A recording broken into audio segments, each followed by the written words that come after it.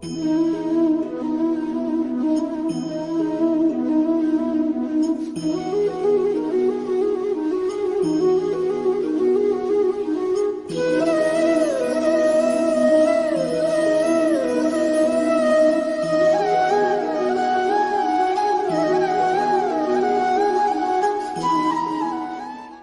कथा आती है भगवान के परम भक्त। बताइए कौन है भक्त? बताइए। श्री ध्रुव जी महाराज। कौन कौन जानता है? हाथ ऊपर करके बताइए।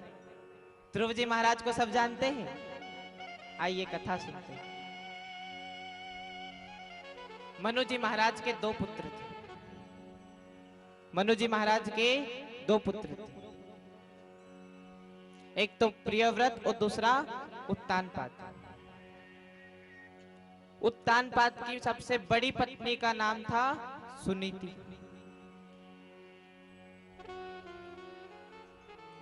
अब महाराज क्या हुआ? सुनीति के गर्भ से बालक नहीं जन्मा बहुत समय तक। तो उत्तानपाद ने दूसरा विवाह सुरुचि के साथ किया और माता सुनीति को दूसरे महल में रखवा दिया। महाराज कुछ समय बाद सुनीति के गर्भ से एक बालक का जन्म हुआ और फिर इधर सुरुचि के गर्भ से भी एक बालक का जन्म हुआ। सुनीति के गर्भ से जो बालक हुआ उसका नाम ध्रुव रखा गया और जो सुरुचि के गर्भ से बालक हुआ उसका नाम उत्तम रखा गया। अब महाराज क्या हुआ? ध्रुव जी महाराज धीरे धीरे 5 वर्ष के हुए। अब क्या हुआ कि ध्रुव जी महाराज को जो सखा थे ना आसपास के, उन्होंने ध्रुव जी महाराज से कहा कि तुम देखो 5 वर्ष के हो गए, क्या तुम्हें पता है तुम्हारे पिता कौन है? आज महाराज ध्रुव जी महाराज ने अपनी मां सुनीति के पास आकर कहा, हे माता, मेरे पिता कौन है? आज तक मैं अपने पिता से मिला नहीं। अब महाराज क्या हुआ? माता सुनीति ने कहा कि जो इस राज्य के राजा हैं वे तुम्हारे पिता हैं। ध्रुव जी महाराज को जो सिपाही थे उत्तानपाद के महल में लेकर गए। वहां जाकर ध्रुव जी महाराज ने क्या देखा कि उनके पिता की गोद में उत्तम खेल रहा था। ध्रुव जी महाराज का भी मन हुआ कि मैं भी अपने पिता के गोद में जाकर खेलूं। एक बालक का जो स्वभाव होता है, जो बालक होता है, अधिकतर महाराज जैसे छोटे बालक दूसरा कार्य करते हैं तो उस बालक के मन में भी वह कार्य करने की इच्छा होती है। ध्रुव जी महाराज ने देखा कि मेरा जो भाई है मेरे पिता की गोद में बैठकर खेल रहा है तो मैं भी बैठूंगा।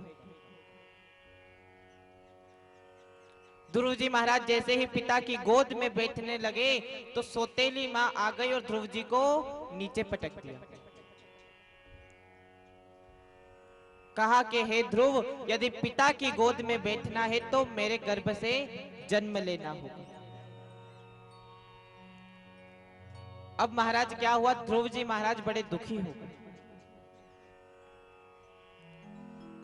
दुखी होकर माता सुनीति के पास आए कि हे माँ, जो सुरुचि माता है ना मुझे कहती है कि जाकर तपस्या करो,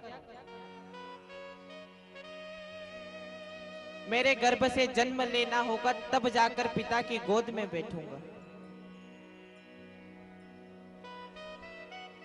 माता सुनीति ने कहा कि ध्रुव, तुम्हारी जो माँ है ना तुम्हारे कल्याण के लिए कह रही है। सच में तुम जाओ और जंगल में जाकर तपस्या करो। आज महाराज ध्रुव जी महाराज 5.5 वर्ष की आयु में महाराज तपस्या करने के लिए निकले और कहां पर गए? मधुवन, वृंदावन के पास। अच्छा, कौन कौन वृंदावन जाना चाहता है? कौन कौन जाएगा? तो अपने स्थान पर खड़े होकर आनंद लेना होगा। अपने स्थान पर सब खड़े हो जाएंगे जो जो वृंदावन जाएगा, और जो नहीं जाएगा भैया उससे तो हम बोले ही ना। इसलिए जो जो वृंदावन जाएगा सब खड़े हो जाए और अपने स्थान पर आनंद लेते हुए झूमेंगे।